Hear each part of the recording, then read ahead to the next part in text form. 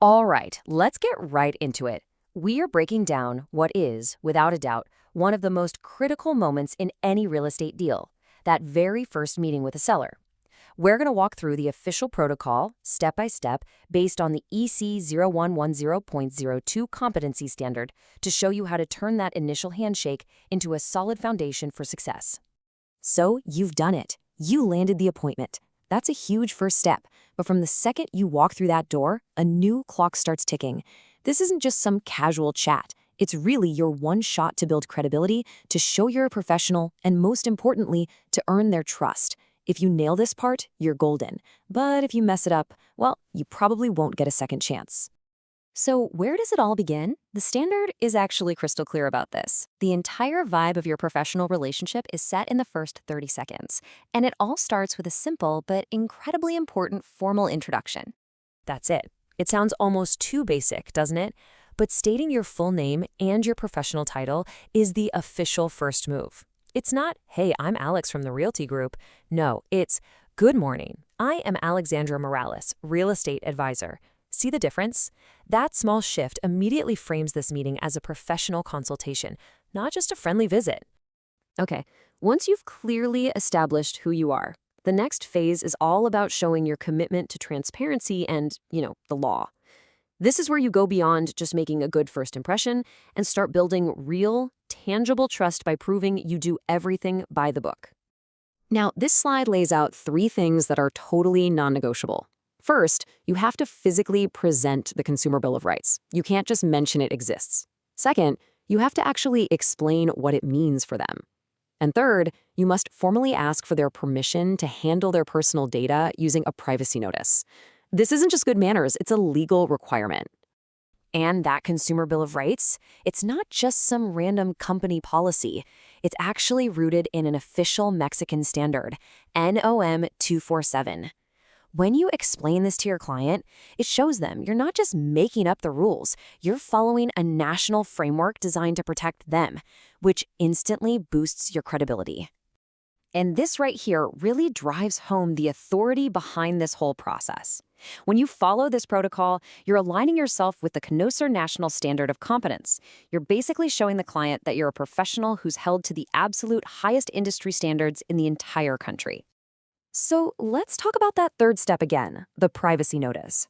You really need to think of this as your legal and ethical key to the client's private information.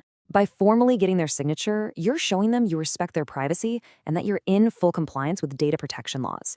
That one simple act proves you're both trustworthy and meticulous. All right, you've provided the legal framework and built a foundation of trust. Now, the whole dynamic of the meeting is going to shift. It's time to put on your detective hat and start gathering the critical intel that's going to tell you if this deal can even happen. This is your first major question, and you need to know everything. Are there any liens on the property? Any ongoing legal fights? Is it tangled up in an inheritance? The answer to this can uncover a major deal breaker right at the beginning, and that could save everyone a ton of time and heartache later on.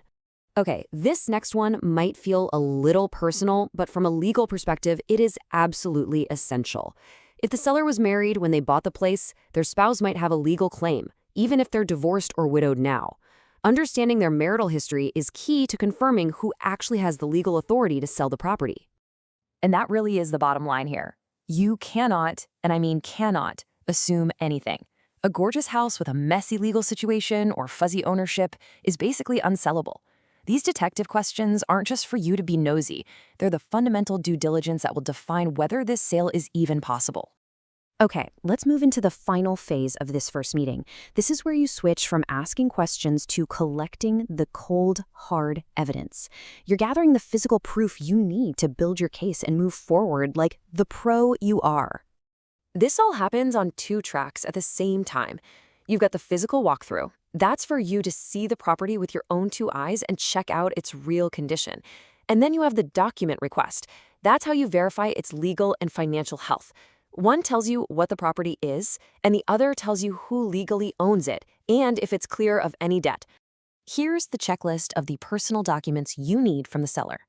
Their official ID, birth and marriage certificates to confirm their identity and any co-owners, plus their tax info. Remember, you're not being nosy, you're building the official file that's required for a legally sound transaction. And then, of course, you need the paperwork for the property itself. The public deed is the ultimate proof of ownership, that's the big one. And current tax receipts prove there are no government debts attached to the property. Without these two key documents, you just can't move forward, period.